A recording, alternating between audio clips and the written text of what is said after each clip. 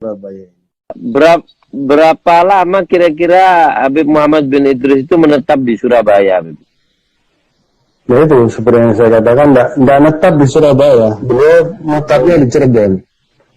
Taradud di mana? Tapi Nah, beliau cuma sering datang ke Surabaya, tiap 2 bulan, 3 bulan sekali datang ke Surabaya. Dan di Surabaya pun hanya sekitar seminggu 2 minggu kembali. Karena beliau sangat cinta sama Surabaya. Sangat senang sekali dengan Surabaya. Bahkan Habib Abu Bakar bin Muhammad As-Sigaf kan mengatakan Surabaya manhudun min gibali Nabi Muhammad SAW. Surabaya ini diperhatikan oleh Nabi Muhammad SAW. Yatufu bihada iman sallallahu alaihi wasallam. Rasulullah itu selalu tawaf di Surabaya. Rasulullah itu selalu tawaf di Surabaya. Assalamualaikum warahmatullahi wabarakatuh. Bismillah, alhamdulillah, wassalatu wassalamu ala rasulillah Sayyidina Muhammad ibn Abdullah wa ala alihi wa sahbihi wa mawalah, amma ba'd. Yang kami muliakan, yang kami banggakan, yang kami hormati segenap pemirsa dan pendengar sekalian, Bapak Ibu, kakak adik semuanya, dari semua agama, dari semua suku, saudara-saudariku semuanya, semoga senantiasa dirahmati, diberkahi, diridhoi oleh Allah Subhanahu wa Ta'ala. Pada kesempatan malam hari yang penuh dengan keberkahan ini, insya Allah secara bertahap kita akan membahas tentang kitab Al-Istizadah. Kitab Al-Istizadah ini ada 3 juz. Ini juz 1, juz 2, ini juz 3. Ini masih berbahasa Arab. Insya Allah untuk ke depan umat Islam Indonesia harus bisa menerjemahkan ketiga juz kitab Al-Istizadah ini ke dalam bahasa Indonesia supaya bisa dibaca oleh semua orang, karena sebagian dari sejarah yang ada di Indonesia, informasi dari kitab ini belum masuk, alias ada yang bertentangan dan ada yang belum dimasukkan di kitab Al-Istizadah.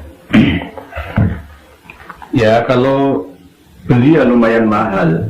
Misalkan seandainya diterjemah ke dalam bahasa Indonesia, ya lumayan harganya itu. Lumayan harganya. Hampir 2000 lembar, hampir 2000 halaman kitab ini. Jadi insya Allah kita akan membahasnya, tapi tidak secara keseluruhan, ya ada poin-poin yang berhubungan dengan sejarah Ta'alawi yang ada di Indonesia, dan itu sudah sebagian pula kami sampaikan melalui bedah buku yang dikarang oleh Bu Bagus Muhammad Nur Fadil Satya S.Os. Jadi insya Allah ini akan kita bahas. Sebelumnya kita akan mengcounter pernyataan, cerita, dongeng dari seorang Habib. Ya begitulah, Habib itu mulai dari yang kanak-kanak, remaja, dewasa, sampai yang tua itu ya begitu. Senengannya gaya karangan cerita bebas. Jika saya kumpulkan cerita-cerita aneh bin ajaib yang berisi khurafat, ya kan, berisi dongeng-dongeng yang tidak masuk akal, ya itu banyak sekali. Ya ini sebagian saja secara bertahap pula, supaya apa? Masyarakat Indonesia, umat Islam khususnya ini tidak tambah bodoh. Oleh sebab itu, yang kemungkinan banyak yang belum tahu, banyak yang belum pernah melihat sendiri, hanya sekedar ila wakola, jari ini. Nah ini secara nyata. Jejak digital itu kejam, Jenderal. Jadi tidak bisa dipungkiri lagi, mau bantah kayak apa? Silahkan kumpulkan semua anggota Robito Alawiyah di seluruh Indonesia untuk membantah video ini. Gak ada yang bisa. Benar atau tidaknya, klarifikasi atau bagaimana, gak ada, karena ini jelas, sudah jelas bahwa ada seorang Habib, ya, katanya Habib Abu Bakar Gresik itu pernah berkata bahwa Nabi Muhammad SAW itu mencintai Surabaya.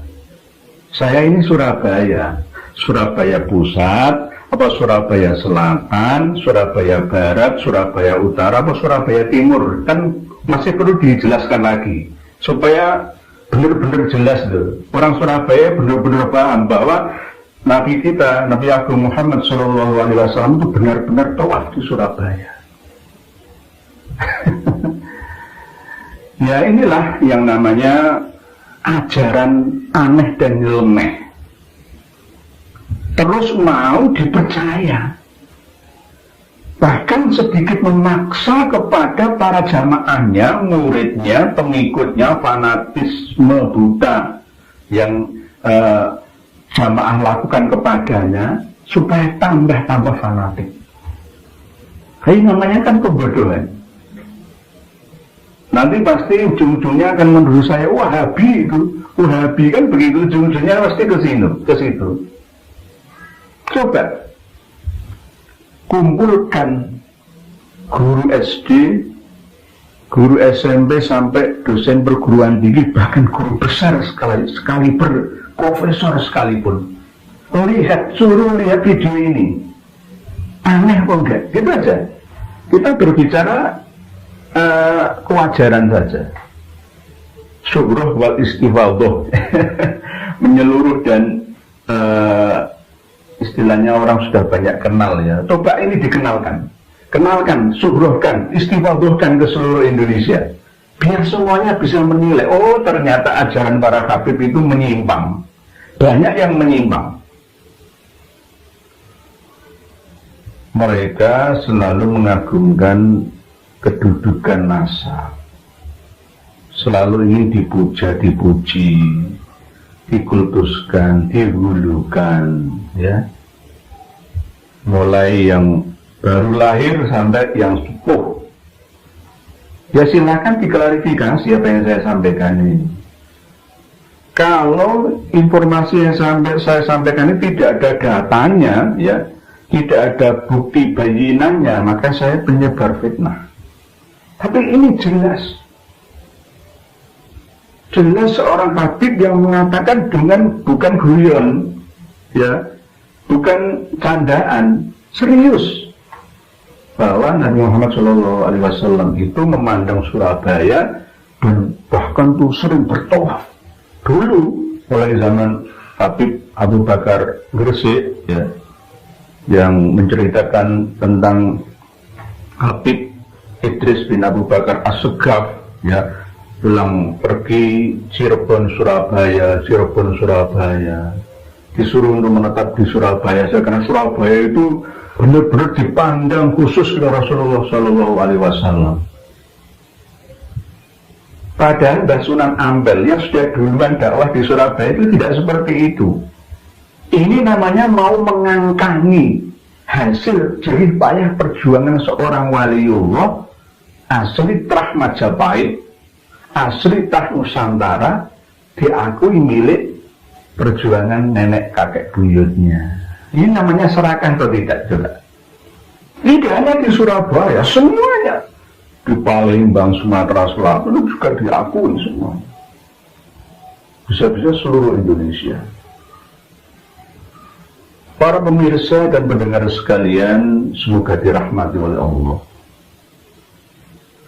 Ingatlah kita akan dawuh Rasulullah SAW, man kadzaba alayya muta'ammidan falyatabawwa maq'adahu minan nar. Barang siapa berdusta atas namaku dengan sengaja, maka dia telah mencari tempat singgah tinggalnya di neraka. Di kehidupan dunianya merana sengsara, berduka, susah gundah gelisah payah, kesedihan, kesakitan. Di akhirat setelah meninggal dunia juga begitu. Karena apa? Berbohong atas nama Rasulullah Shallallahu Alaihi Wasallam. Seandainya cerita ini, ya, cerita klasik, klinik, ya, mistik, yang tidak masuk akal ini didengar oleh mufti Al-Azhar Kairo sana, mufti Saudi Arabia sana, insya Allah mereka akan marah. Mereka akan marah dan akan mengatakan bahwa para habib ini mengikut penganut aliran yang menyimpang dari agama yang hak, agama yang lurus, sirat yang mustaqim ini. Bahkan akan menilai para habib ini sebagai man yang adollah, ya, lebih tersesat. Bahkan adollu wa dollu an sawa'is sabil, sesat menyesatkan, jauh dari jalan Allah yang lurus, siratal mustaqim. Umat Islam Indonesia harus semakin cerdas, bisa memilah dan memilih mana pemuka agama, pejuang agama yang benar-benar tulus murni berdakwah dan mana yang tidak tulus. 40 tahun ikut Habib, hai kalian ustadz, hai kalian santri, wahai kiai pribumi, tidak akan bisa menjadi Habib kalian. Tapi kalau ada santri ikut kiai, pasti dia akan bisa jadi kiai. Sukses mana? Ayo coba pikir bareng-bareng. Ada santri nyantri dengan kiai pribumi, Ustadz Ajengan, Bu Bagus, Tengku, Tuan Guru, pasti dia akan menjadi seperti gurunya. Sama seperti yang terjadi pada abad 19 awal yang tercantum dalam kitab Al-Istizadah ini. Sangat memalukan dan memilukan. Di Indonesia ini tidak untuk mencerdaskan umat dan masyarakatnya, tapi justru malah membodohinya, supaya masyarakat Indonesia ini tambah bodoh dan takluk selamanya. Sungguh ironi, kejam dan sangat kejam, tidak mengikuti Undang-Undang Dasar 1945 yang turut serta mencerdaskan kehidupan bangsa, tidak sesuai dengan pembukaan Undang-Undang Dasar 1945 itu. Marilah kita, bangsa Indonesia, sadar, sesadar-sadarnya, bangkit dengan sesungguhnya bahwa ternyata selama ini kita ini ditipu habis-habisan oleh mereka dengan doktrin-doktrinnya, cerita karangan bebasnya, hurufat-hurufatnya, hampir sama seperti Syiah Imamiyah Itsna Asyariyah dan Syiah Hulat, Syiah Rafidhah yang ada di Iran. Hampir sama, saya tidak mengatakan sama, hampir sama. Samanya bagaimana? Yaitu memuja imam mereka melebihi, bahkan Sayyidina Ali itu dianggap sebagai Tuhan bagi yang penganut Syiah Hulat itu. Sebagai Tuhan Sayyidina Ali. Al-Ali minta kepada Sayyidina Ali. Dengan makam Sayyidina Husain aja merangkak sambil jilati sejauh berapa puluh meter sebelum sampai ke makam Sayyid Husain ya di Karbala. Jadi naudzubillah, doktrin sampai ada doktrin yang sangat ekstrim, yaitu dengan cara melukai diri sendiri, kayak debus itu. Ya, pas Arba'in, ya, setelah 10 Muharram dihitung 40 hari setelahnya itu ada 6 hari raya Arba'in. Asyura, khusus Asyura itu juga ada. Kemudian melukai diri sendiri, debus. Imamnya nggak berani. Korbannya siapa? Ya pengikutnya. Karena dikasih keyakinan yang keliru bahwa dengan cara melukai diri sendiri itulah bukti sebagai pecinta Husain bin Ali, merasakan kepedihan, kesakitan Sayyidina Husain bin Ali dengan cara melukai diri. Ajaran dari mana? Ajaran dari mana?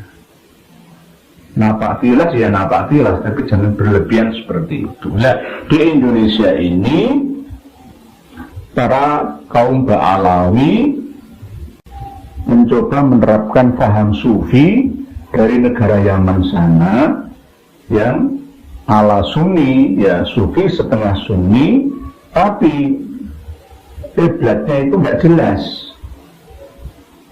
Sunni yang ala Imam Syafi'i murni, yang nggak seperti ini. Tapi ini mengadopsi pemahaman selain dari Sunni, mungkin dari Syi'i, dari sudut karangannya sendiri itu. Jadi ngarang-ngarang cerita yang tidak masuk akal. Ya, bukan berarti kita dilarang untuk mempercayai hal yang tidak masuk akal, tidak.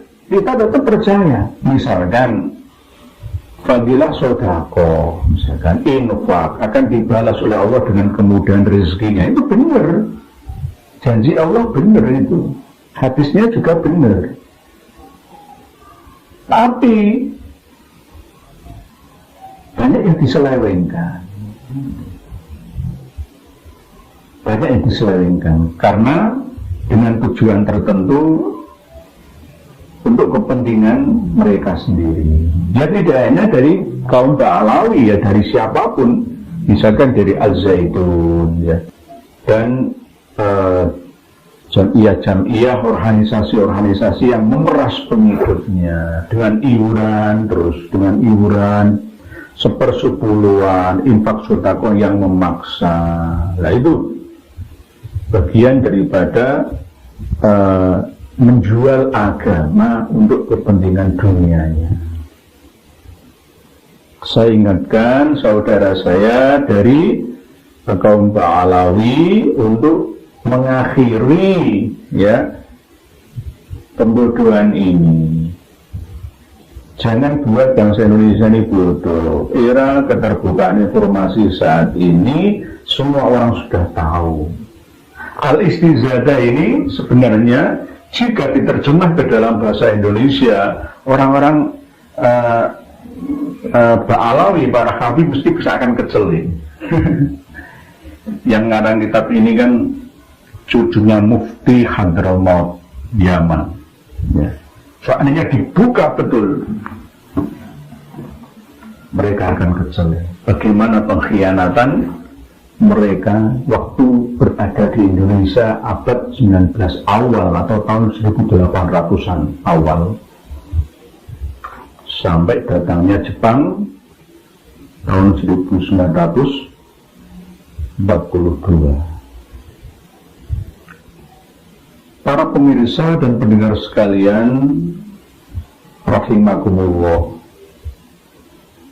tujuan saya bukan untuk membuka aib saudara kami dari kalangan Rabithah Alawiyah,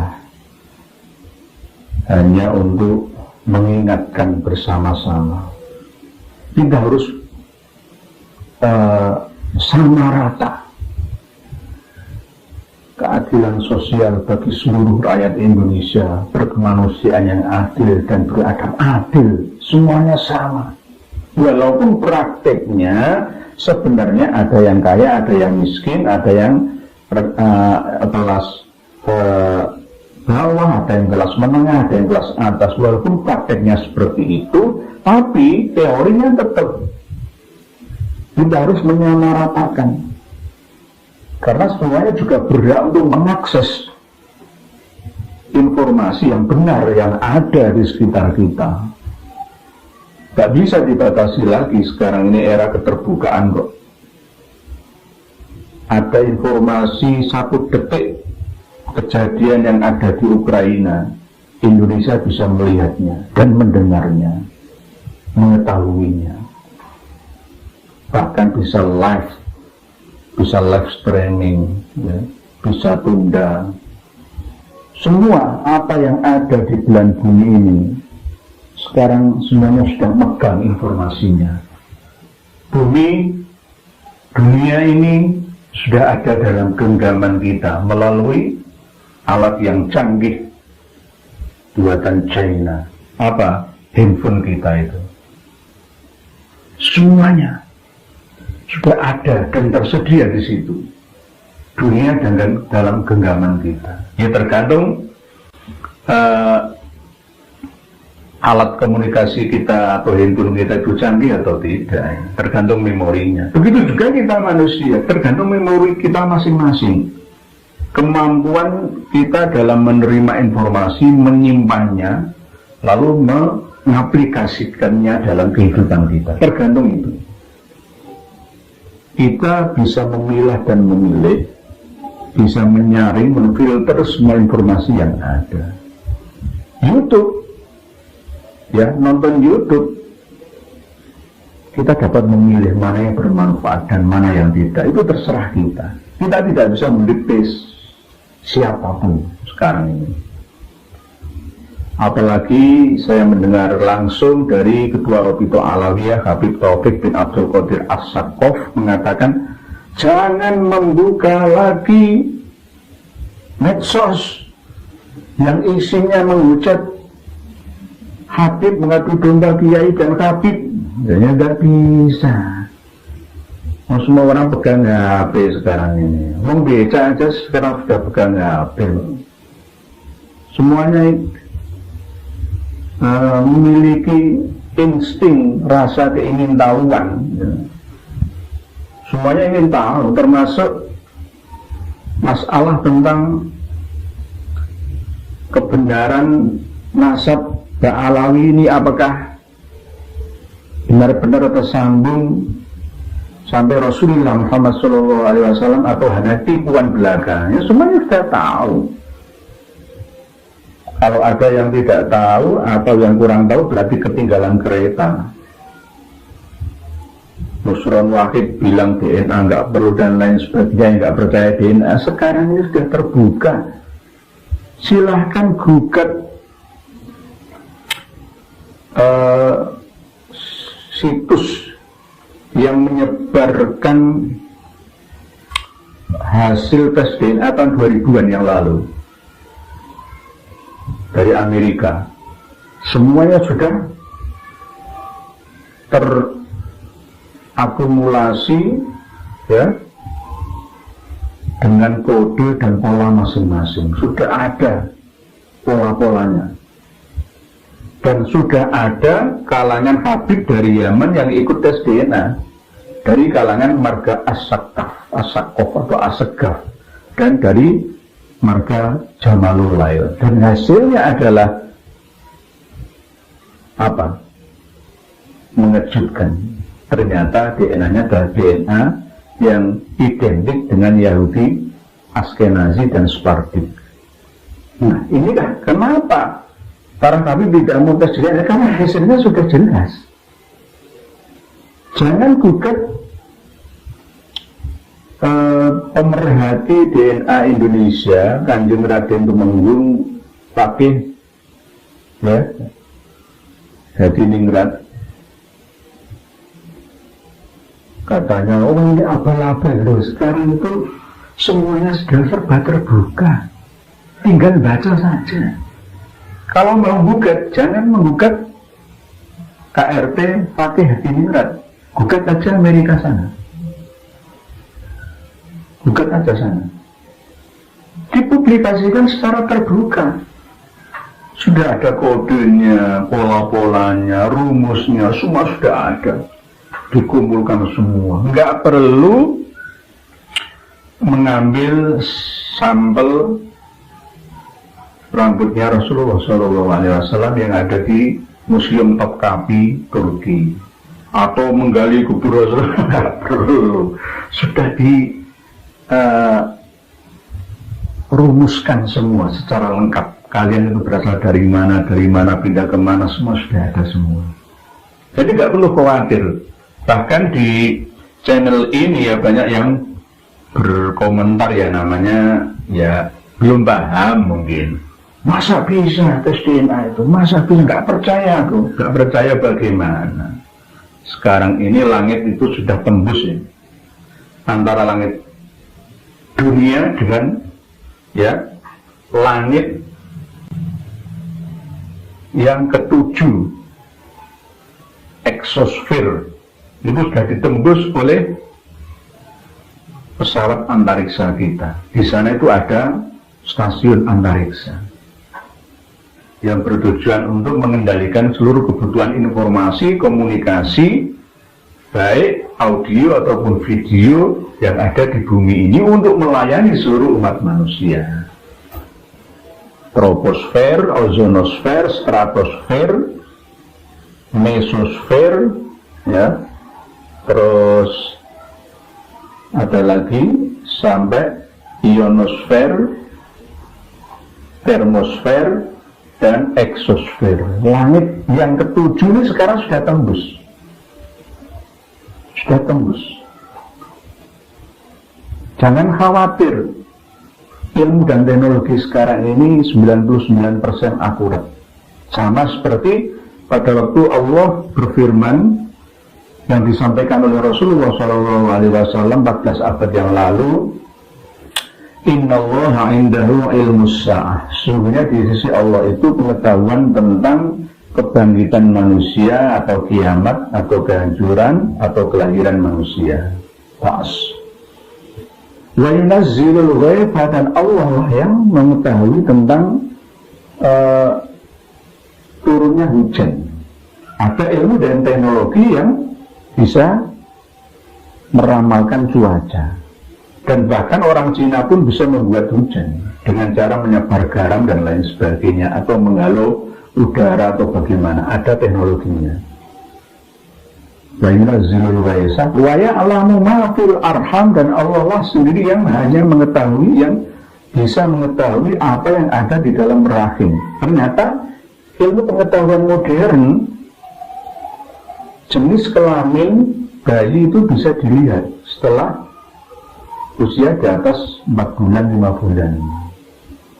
Bahkan tidak hanya USG 3 dimensi, sekarang yang terbaru itu 4 dimensi, lebih jelas, lebih akurat, 99,9%.